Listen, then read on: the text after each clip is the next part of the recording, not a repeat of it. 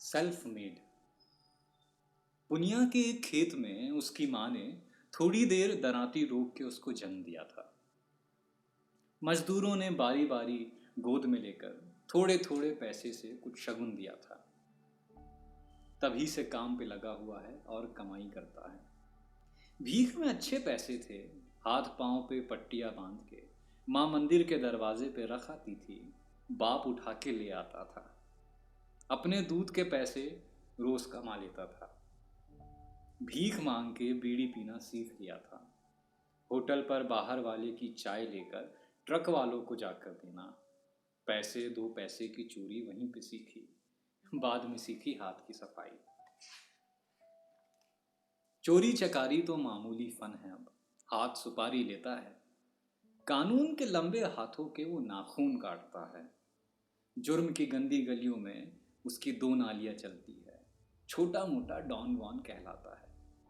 Self made है कहता है। भूल गया ये बनने में कितने लोगों के हाथ लगे हैं। पूरे एक समाज के सिस्टम ने मिलकर ये कोशिश की, तब डॉन बना है।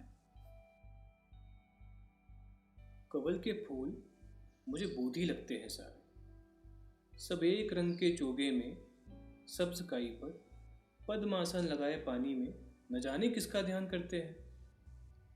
ये सर मुंडाए हुए बोधी बच्चे धर्मशाला में कवल के फूलों से लगते हैं सबके सब मुझको। ये ऐसे पौधे हैं जिनकी जड़ें जमीन में नहीं है। ये उनकी नस्लों से उतरे हैं सारे के सारे, जो लोग छोड़कर अपनी जड़ें जमीनों में दलाई लामा की हिजरत के साथ आए थे। वो लोग अपनी हवाओं से कट के जब आए, फलक का टुकड़ा कोई अपना काट कर नहीं ला, सिवाय एक ख्याली धर्म के। क्या देते अगली नस्ल को? न इनके पास फिजा है, न फलक, न जमीन। एक अनदेखी सी किसी बेल से जुड़े हैं तिब्बत से। एक अनदेखी सी किसी बेल पर महकते रहते हैं। कवल के फूल मुझे बोधी लगते हैं सारे। सब एक रंग के चोगे में, सब्ज काई पर पद्मासन लगाए पानी में, न जाने किसका ध्यान करते रहते हैं। लकीरें है तो रहने दो। लकीरें है तो रहने दो। किसी ने रूठ कर गुस्से में शायद खींच दी थी। उन्हीं को अब बनाओ पाला और आओ कबड्डी खेलते हैं। मेरे पाले में तुम आओ, मुझे ललकारो। मेरे हाथ पर तुम हाथ मारो और भागो। तुम्हें पकड़ू, लिपटू, टांग खींचूं और तुम्हें वापस न जाने दूं। तुम्हारे पाले में जब कबड्डी कबड्डी करता जाऊं मैं, मुझे तुम भी पकड़ लेना। मुझे छूने नहीं देना वो सरहद की लकीरें।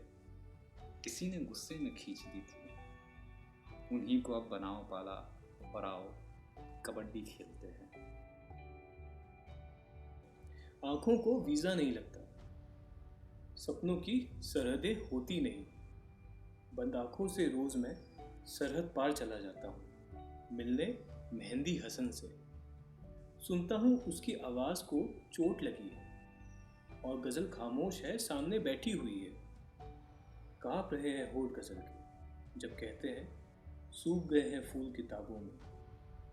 यार फराज भी बिछड़ गए हैं, अब शायद मिले वो ख्वाबों में। बंद आंखों से अक्सर सरहद पार चला जाता हूँ मैं। आंखों को वीजा नहीं लगता, सपनों की सरहद कोई नहीं। ये मंजर पहले देखा है। ये मंजर पहले देखा है। फौज की फौज खड़ी है जमकर, बंदूकें ताने कंधों पर और हुजूम एक लोगों का बाहे लहराता। शायद 1919 और अमृतसर है, जलियांवाला बाग से मिलता जुलता है। या 1936 में लाहौर का मंजर, तहरीके आज़ादी के उस सालाना जलसे का दिन है। इस मंजर में कितना कुछ जाना पहचाना सा लगता है। इन लोगों के चेहरे भी पहचाने से है। इन चेहरों पर मायूसी और गुस्से की तहरीरें हैं। उनकी उम्रें, उनकी जज्बे, मैं उन सब से वाकिफ हूँ। हो सकता है सन 1942 था और इलाहाबाद था। चौक के बीचों बीच बने इस गोल जजीरे के जंगल में फौज की फौज खड़ी थी जमकर, दायरा खींचे बंदूक के ताने कंधों पर और हुजूम एक लोगों का बाहे लहराता। बल्ली बल्ली हाथ उछलते हुए हवा में मुट्ठियां भींचे। लोगों के हाथों में तब भी ऐसा ही एक झंडा था। नारों की आवाज यही थी, इसी तरह से चली थी गोली, इसी तरह कुछ लोग गिरे थे, इसी सड़क पर खून बहा था। चौक के बीचों बीच मगर इस लोहे के जंगले के अंदर एक अंग्रेज का बुत था पहले, अब गांधी की मूर्ति है। लेकिन अब तो सन 1992 है। मुहाफिज हूं मैं अपनी सरहदों का। कोई मेरी जमी पर पांव रखे तो मैं उसको भून देता हूँ। मैं अपनी सरजमी का पासबां हूँ। अगर दुश्मन कोई गोली चलाए तो मेरे सीने से गुजरेगी तो पार होगी वो सरहद से। मैं उस गोली को अपने देश की मिट्टी पे गिरने भी नहीं दूंगा। मेरी सरकार मुझको इसलिए कट कटा के 10,000 और 335 रुपये हर माह देती है।